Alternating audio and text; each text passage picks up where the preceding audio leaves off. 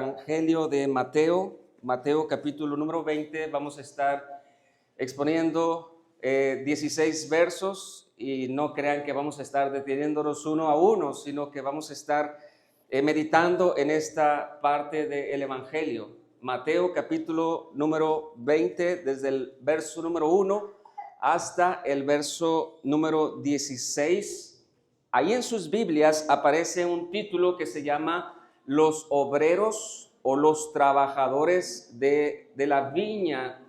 Pero realmente, hermanos, lo que vamos a estar nosotros resaltando del texto bíblico no es tanto de los trabajadores de la viña, sino que es más bien la generosidad del dueño de la viña, la generosidad del dueño de la viña. Por eso el título de esta exposición es ese: la generosidad de Dios. Dios es generoso. Y eso es lo que queremos nosotros resaltar en esta mañana. Nosotros somos receptores de la bondad de Dios, pero al extremo. Nosotros somos receptores de las riquezas de Dios, pero al extremo. Por eso nosotros decimos que la gracia es abundante. Por eso nosotros decimos que las riquezas que tenemos en Dios, en Cristo Jesús, son demasiada abundancia. Él es rico, dice su palabra en Efesios, Él es rico en misericordia, Él es rico en amor, con su gran amor con que nos amó. Así que, aunque este texto habla de unos obreros, de unos trabajadores de la viña, lo que resalta el texto es la generosidad del dueño de la viña. Mateo capítulo número 20, desde el verso número 1 hasta el verso número 16. Vamos a leer, vamos a ir leyendo más bien, pero vamos a contestar la pregunta: ¿por qué Jesús enseñó esta parábola de los obreros o de los trabajadores de la viña? ¿Cuál es su contexto? Y lo que sí vamos a estar leyendo antes de iniciar es ese contexto.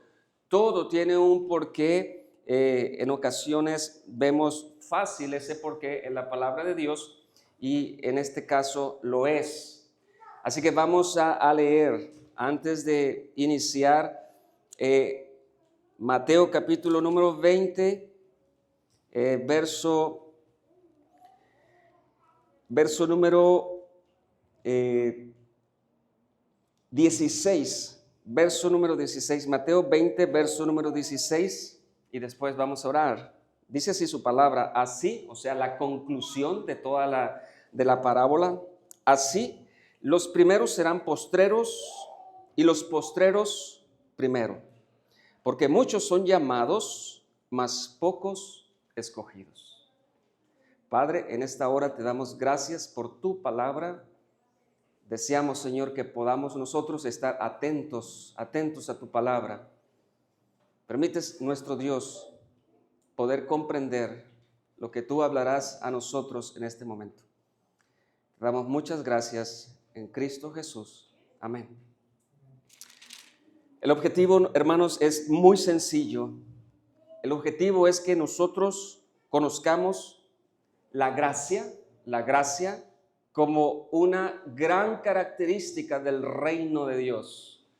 Ese es el objetivo, que nosotros podamos conocer. Yo sé que ustedes conocen de la palabra de Dios, pero es importante para nosotros recordar que la gracia es una característica del reino de Dios. Por eso, en el verso 1 del capítulo número 20, la enseñanza inicia de esta manera: porque el reino de los cielos es. ¿Cómo es el reino de los cielos? ¿Usted sabe las características del reino de los cielos? Bueno, una de las características principales es que se caracteriza porque todos sus integrantes han entrado por gracia.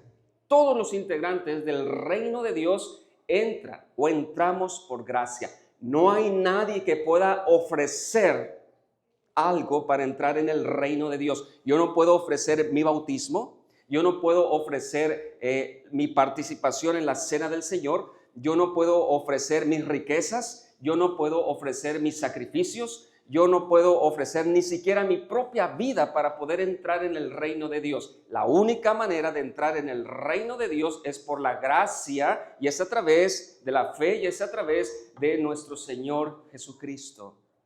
Por eso por eso inicia Jesús, porque el reino de los cielos es semejante, en este caso, a un hombre, padre de familia. Y este hombre, padre de familia, es Dios.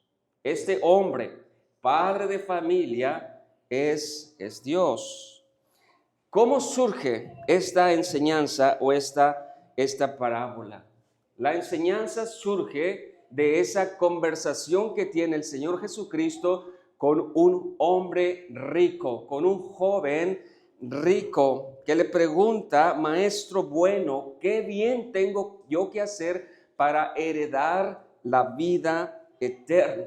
Jesús le contesta: ¿por qué me llamas bueno? Ninguno hay bueno sino uno, Dios. Y Jesús le dice a este hombre: mas si quieres entrar en la vida, guarda los mandamientos.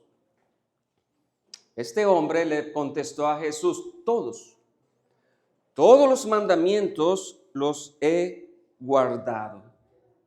Jesús le dice o le recuerda los mandamientos: no matarás, no adulterarás, no robarás, no darás mentira o falso testimonio, honra a tu padre y a tu madre y amarás a tu prójimo como a ti mismo. Este joven le dice en su arrogancia, en su orgullo: absolutamente todos los he guardado.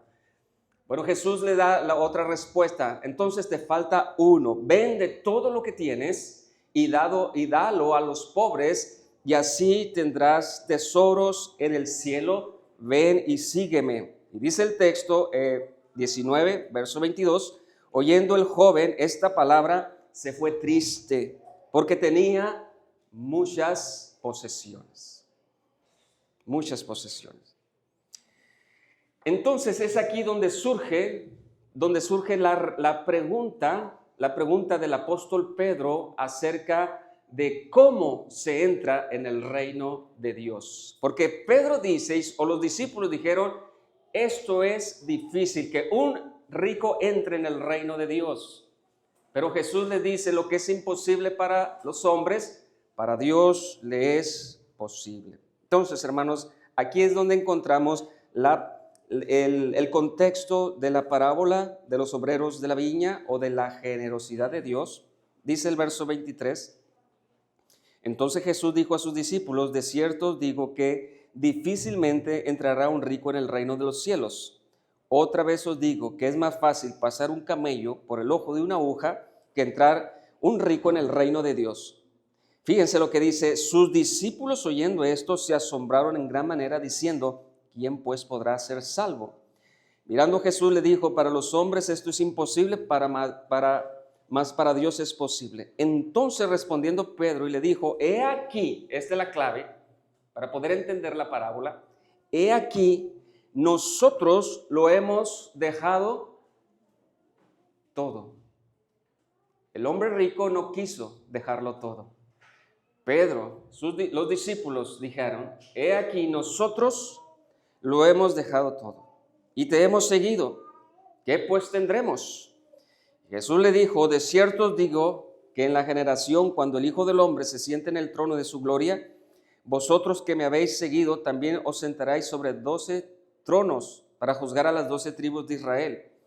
Cualquiera que haya dejado casas, hermanos, hermanas, o padre, o madre, o mujer, o hijos, o tierras, por mi nombre, recibirá 100 veces más y heredará la vida eterna. Y aquí está otra clave: pero muchos primeros serán postreros y postreros primero. Así que Jesús va a contestar el argumento del apóstol Pedro: nosotros lo hemos dejado todo. ¿Qué tendremos? Lo que Jesús, hermanos, va a tratar o va a explicar a través de la parábola es que Todos los integrantes del reino de Dios han entrado por gracia. Para entrar en el reino de Dios, no es necesario nuestras obras de justicia. Lo que Jesús va a enseñarle a sus discípulos es que no se trata de dejar padre, no se trata de dejar madre, no se trata de dejar todo. Eso, digamos que son los frutos de los verdaderos integrantes del reino, que ponen en primer lugar a Dios y su reino. Lo que Jesús va a enseñarle a través de esta parábola, que todos los integrantes del reino de Dios entran y seguirán entrando por la gracia, por la misericordia de Dios. Las mismas bendiciones son para el apóstol Pedro, Pablo y Juan que las bendiciones que obtuvo el ladrón que se arrepintió unas horas antes de morir. Todos los integrantes del reino han entrado por gracia y todos los integrantes del reino gozarán de las riquezas de la gracia en Cristo Jesús. Todos. Y Jesús, y la palabra de Dios, hermanos, no quiere decir que no haya de haber recompensas en la eternidad.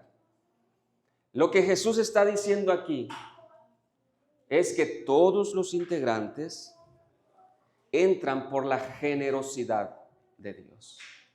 Y ese es el objetivo, que usted pueda conocer la gracia como una característica del reino de Dios. La gracia. Cantamos mucho esta palabra, gracia. Pero ¿conoce usted la definición básica de la gracia? Pues la definición básica es el favor de Dios. El favor de Dios, y esta palabra es clave, el favor de Dios inmerecido hacia nosotros. El bienestar, el bien de Dios inmerecido hacia nosotros. Así que vamos a iniciar pues con esta parábola que trata de unos obreros que trabajan en un campo donde se cosechan las uvas. En los evangelios, hermanos, encontramos enseñanzas, varias enseñanzas por medio de parábolas, varias enseñanzas. Hay una regla de las enseñanzas de las parábolas que es importante siempre tomar en cuenta. Una parábola siempre va a transmitir una sola enseñanza, una sola, regularmente, una sola verdad. Y es lo que nosotros vemos en el verso número 16, porque muchos de los postreros serán primero, porque muchos son los llamados y pocos los escogidos. A través de una parábola el Señor Jesús va a dar enseñanza. La parábola son enseñanzas, hermanos, que surgen de situaciones comunes, de situaciones cotidianas, de situaciones ordinarias. Así que esta enseñanza, al igual que las otras parábolas, es demasiado sencilla. Yo creo que hasta un niño de 6, 7 años la puede comprender. Muy sencilla. Pedro, pues, deseaba saber qué recompensa se daría a aquellos que han dejado todo a Jesús. La respuesta de Jesús, pues, explicada a través de esta parábola, es a través de unos obreros de la viña, que se caracterizan, hermanos, la parábola se caracteriza que se entra en el reino no por justicias propias, sino por la gracia de Dios. Vamos a leer y vamos a explicar esta hermosa parábola. Dice, verso número 20, porque el reino de los cielos es semejante a un hombre, padre de familia, que salió por la mañana a contratar obreros para su viña. Si gusta notar, esta parábola la podemos dividir en 4 secciones muy sencillas.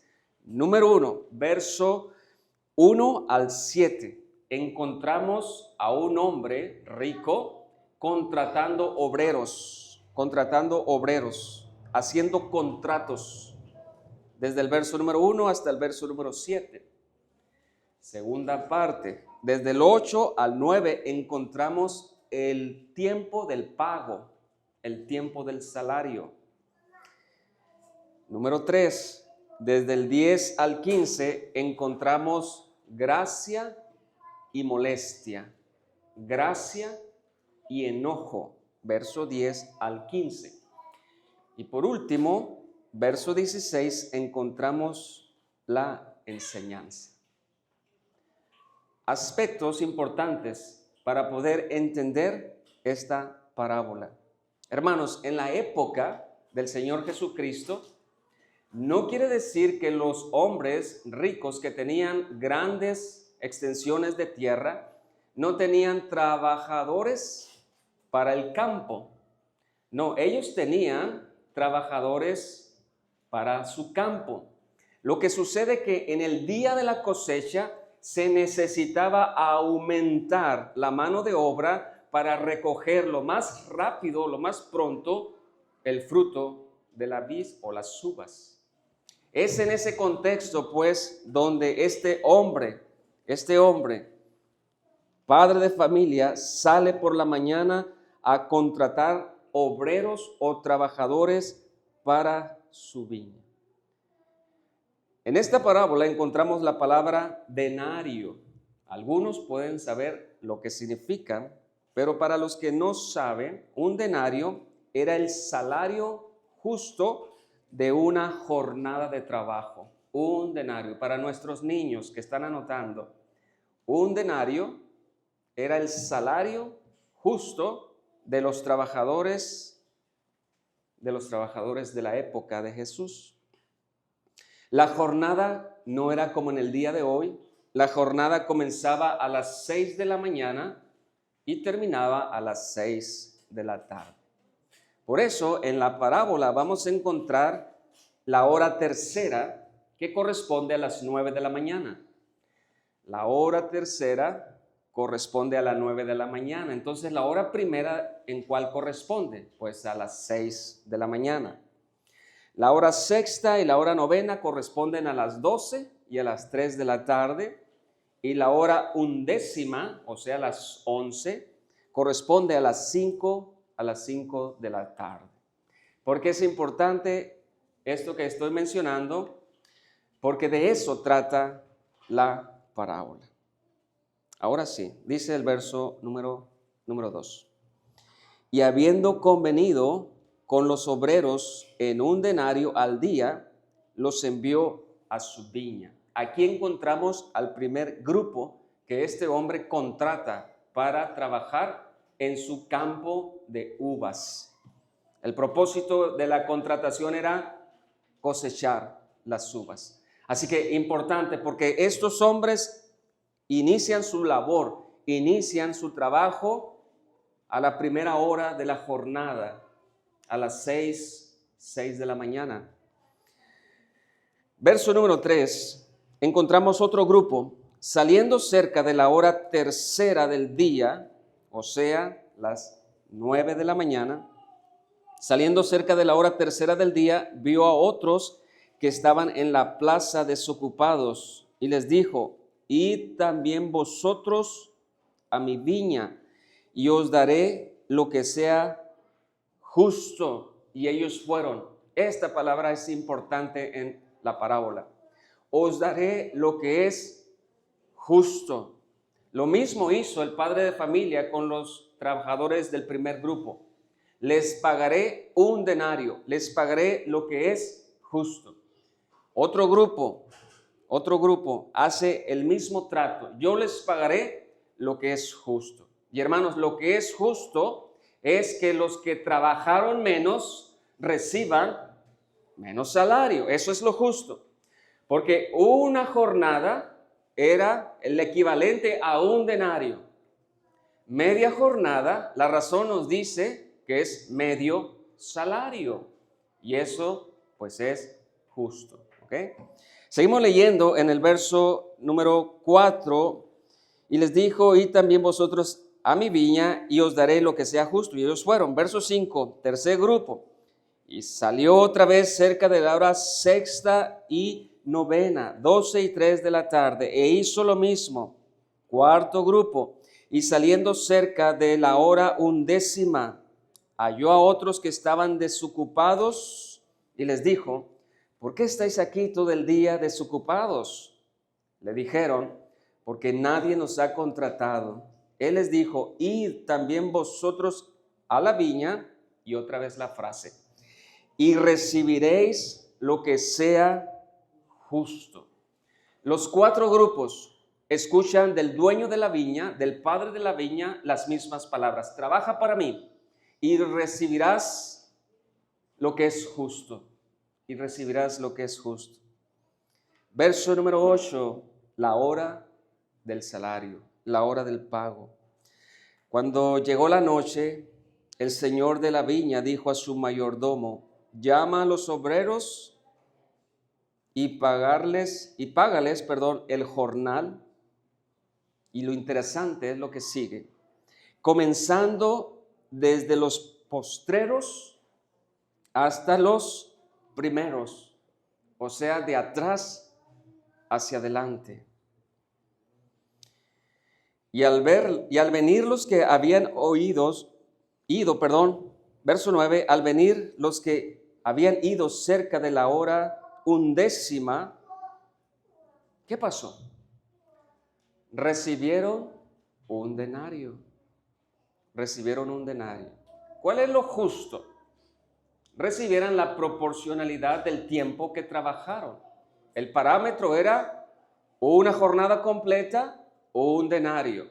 Pero esto causó sorpresas en los demás. Más causó sorpresa los que habían trabajado la jornada completa. Los que trabajaron una sola hora, de las 5 de la tarde a las 6 de la tarde, recibieron un denario. Yo creo, usando la razón, hermanos, que cualquiera de nosotros se hubiera sorprendido si usted hubiera sido el que trabajó solamente una hora y recibió un denario. Hubiera causado sorpresa. Algunos de los trabajadores se hubieran alegrado, pero otros trabajadores, en igual de alegrarse, porque recibieron más de lo que merecían, otros se indignaron y otros se enojaron.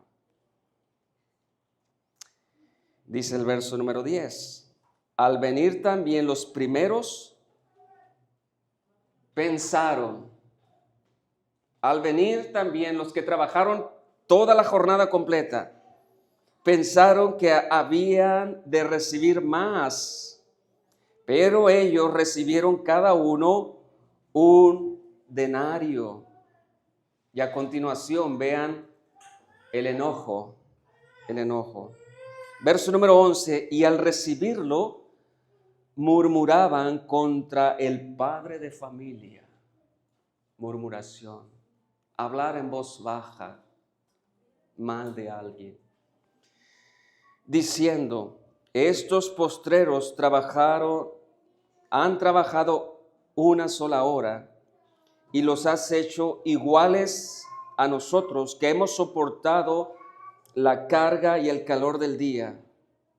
Él respondiendo dijo a uno de ellos: amigo, no te hago agravio o no te estoy haciendo injusticias, no te estoy haciendo ningún mal.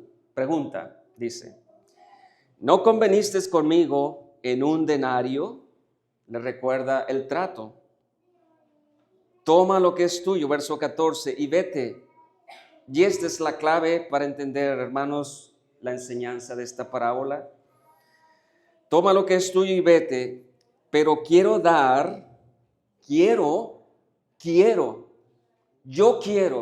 yo soy el dueño, yo soy el hombre que puede, yo soy el que contrata, yo soy el hombre justo y yo quiero, es verdad. Yo puedo dar justicia a todos parejo, pero en igual de dar justicia, yo quiero dar a otros más de lo que merecen. Eso es importante para nosotros entender, hermanos, que la gracia de Dios hacia nosotros es abundante porque nos ha dado más de lo que nosotros merecemos.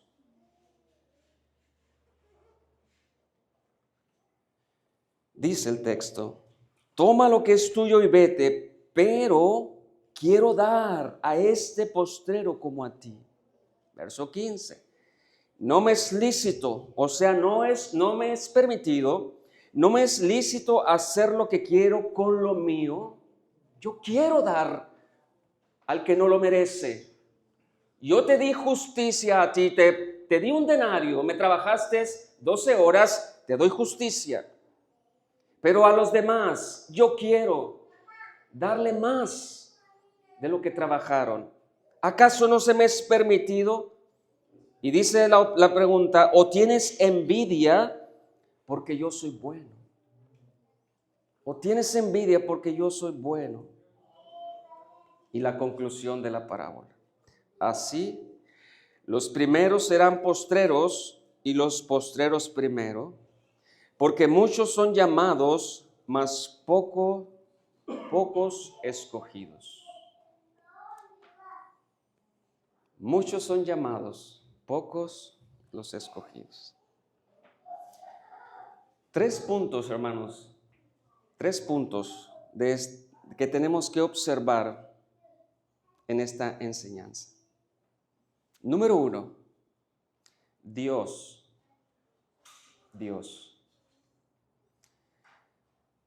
está obligado a darte a ti y a mí justicia.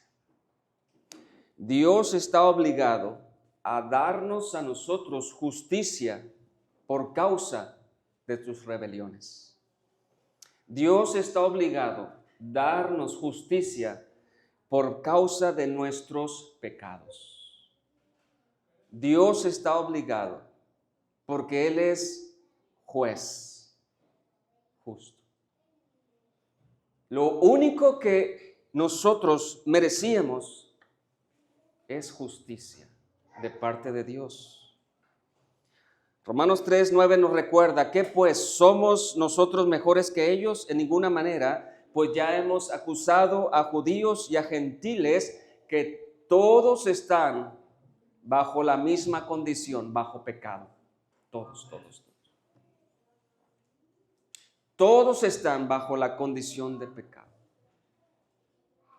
Y todos los hombres, habidos y por haber, todos, por causa de nuestras rebeldías en contra de Dios, que es bueno en gran manera.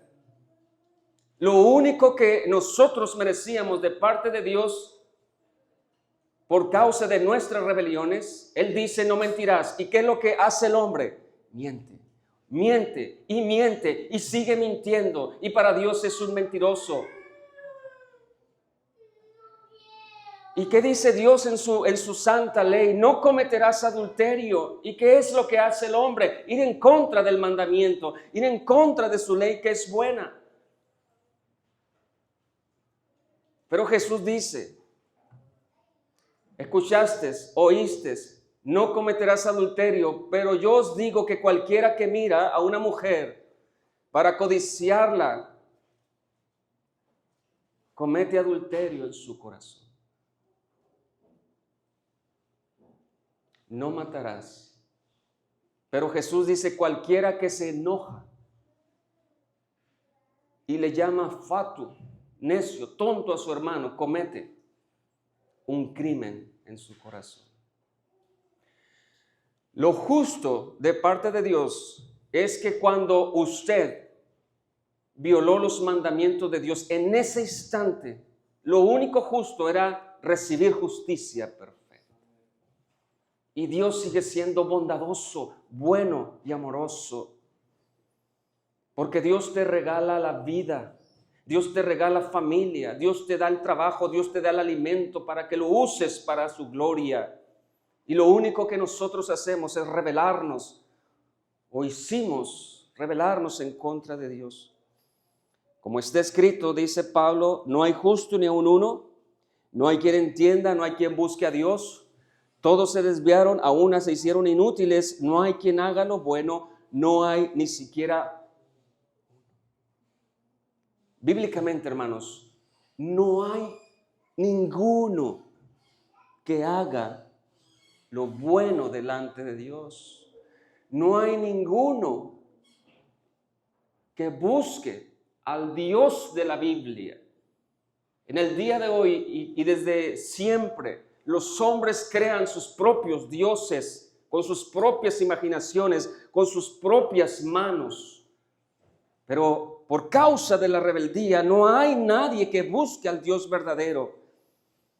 Todos, dice su palabra, se desviaron, y eso nos incluye o nos incluía, todos desviados del verdadero camino.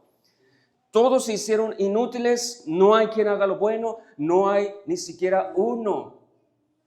Todos los hombres, dice su palabra, están bajo pecado, y un pecador merece solo la justicia. Por cuanto todos pecaron y están destituidos de la gloria de Dios, porque la paga del pecado es muerte. Pero está otro aspecto de parte de Dios, la misericordia. No solamente nosotros creemos en la justicia por causa de nuestros pecados, pero también está la otra parte en el Evangelio. Mas la dádiva de Dios es vida eterna en Cristo Jesús, Señor nuestro. ¿Hay injusticia en Dios? Hermanos, si Dios decidiera enviarte al infierno, la primera mentira que tú hiciste, ¿hay injusticia en Dios? Y Él dice, la paga por el pecado es la muerte eterna. ¿Hay injusticia en Dios? ¿Te atreves tú a altercar contra el Creador? ¿Nos atrevemos nosotros a decirles por qué eres así? ¿Por qué haces lo que haces? Si Él es eterno y nosotros somos criaturas débiles, pero con un corazón en ocasiones altamente orgullosos, rebeldes.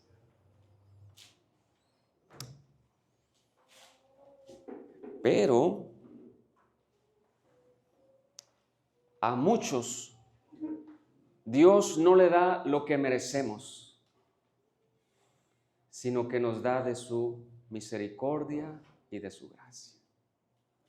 Todos merecíamos justicia, pero Dios también es misericordia. Y Dios decidió llamarte a ti y llamarme a mí desde las tinieblas para su reino de luz admirable. ¿O acaso no le es permitido a Dios hacer lo que Él desea hacer? ¿O acaso Él no tiene el derecho de mostrar su bondad en hombres que no merecíamos su bondad? Él tiene el derecho, Él es el soberano. Dios no está obligado a darte misericordia, pero por su buena voluntad la otorga, por su buena voluntad. El Salmo 103 nos recuerda, verso número 8, misericordioso y clemente es Jehová, lento para la ira y grande en misericordia. No contenderá para siempre, ni para siempre guardará el enojo. Fíjense, hermanos, la definición de misericordia. No ha hecho contigo, verso 10, no ha hecho con nosotros conforme a nuestras iniquidades, o sea, nuestros pecados, ni nos ha pagado conforme a nuestros pecados. Esa es la misericordia. No nos da lo que merecemos. Más bien nos da de su gracia, de su gracia. Dios no está obligado, hermanos, a darnos de su gracia, pero de su buena voluntad la otorga a todos nosotros. Y no solamente a todos nosotros, y la sigue otorgando a todo aquel que cree, a todo aquel que viene a Cristo Jesús en arrepentimiento y fe.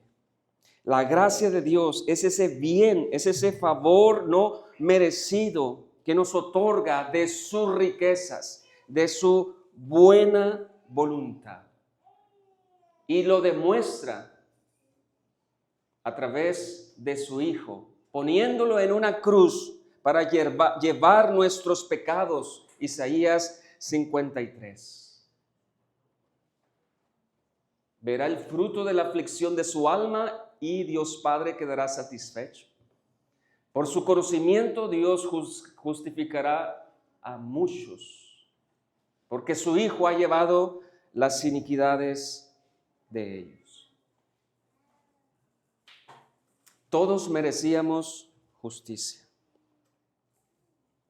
pero unos recibieron el favor inmerecido de Dios.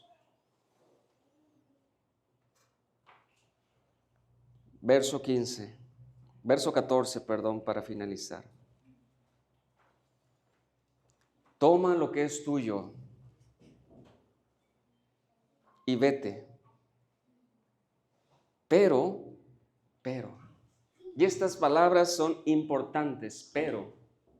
Por eso nosotros encontramos en Efesios, pero Dios, que es rico en misericordia, por su gran amor con que nos amó, aun estando muertos en pecado, nos dio vida juntamente con Cristo.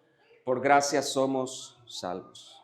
Toma lo que es tuyo y vete, pero quiero dar a este postrero como a ti. ¿No me es lícito hacer lo que quiero con lo mío? ¿O tienes tu envidia porque yo soy bueno?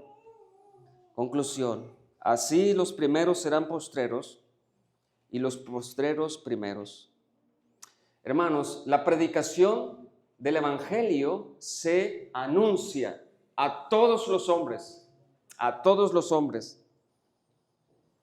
porque muchos son los llamados, pero muy pocos responden a ese Evangelio. La predicación se extiende a todos los lugares, pero ¿por qué pocos acuden al llamado del Evangelio? Porque todos aquellos que hemos acudido al llamado del Evangelio, no es porque hemos trabajado más que otros, no es porque hemos dado limosnas, no es porque hemos ayudado al pobre, no es porque seamos pastores, no es porque conozcamos más de su Biblia, es por la gracia y por la misericordia de Dios, es porque Dios quiso mostrar en ti y quiso mostrar en mí las riquezas de su bondad, las riquezas de su gracia, las riquezas de su bondad. Es Dios interviniendo para que tú estés hoy en este lugar, dándole la gloria y la alabanza. Dentro del reino de Dios, hermanos, no hay lugar para la jactancia y el orgullo. Pedro tenía que aprender igual que nosotros. Maestro, nosotros hemos dejado todo. Jesús le dice, es correcto y está anotado en mi libro, pero no es por tus justicias, Pedro, que entrarás en mi reino. Es por mi gracia que como tú y como millones y millones de personas entrarán en mi reino. Por la gracia inmerecida de Dios estamos nosotros en su reino. No hay orgullo en el cristiano. Y si lo hay, hermano, aplástalo. Aplástalo con el evangelio verdadero que nos predica de su gracia hacia nosotros. Si nosotros estamos en su reino, no es por nuestras cualidades, es por su gracia. Si Dios llama y el hombre responde, no es porque ese hombre sea mejor que los demás, es porque Dios ha intervenido en su gracia. ¿Hay injusticia en Dios? En ninguna manera, no hay injusticia en Dios. Todos merecíamos condenación.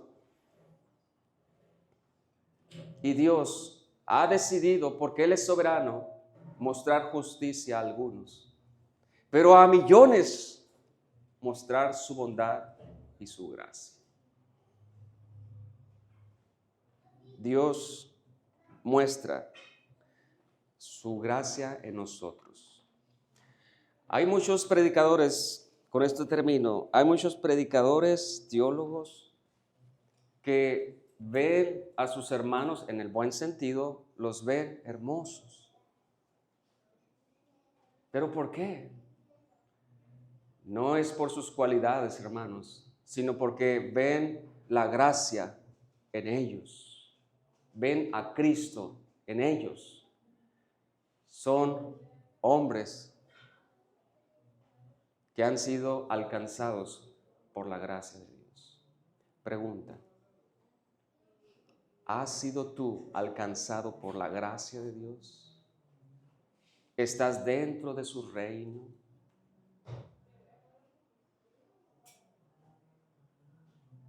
No es por justicias, no es por lo mucho que nosotros hayamos trabajado, es porque Él quiere y quiso y seguirá queriendo, dando gracias a miles y miles de hombres. Vamos a orar. Padre, te damos gracias por tu palabra, porque los postreros serán los primeros, porque muchos son los llamados, pocos los escogidos. Hoy te damos gracias por que nosotros reconocemos que estábamos dentro de ese grupo, bajo condenación, bajo pecado. Nosotros reconocemos que éramos infractores de tus mandamientos y merecíamos la justicia. Pero también conocemos y reconocemos y creemos tu gracia en nosotros sin merecerlo. Gracias por mostrar bondad en nuestras vidas, por mostrar gracia, por mostrar misericordia.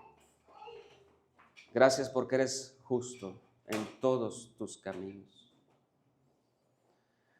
Permítenos, Señor, que tu gracia siga estando siempre presente en nuestras vidas. Nos ayude tu gracia a aplastar en ocasiones nuestros orgullos. Que tu gracia siga sosteniéndonos y que tu gracia siga alcanzando a muchos mientras ellos escuchan las buenas noticias de Cristo Jesús. Te damos gracias por eso. En Cristo Jesús. Amén.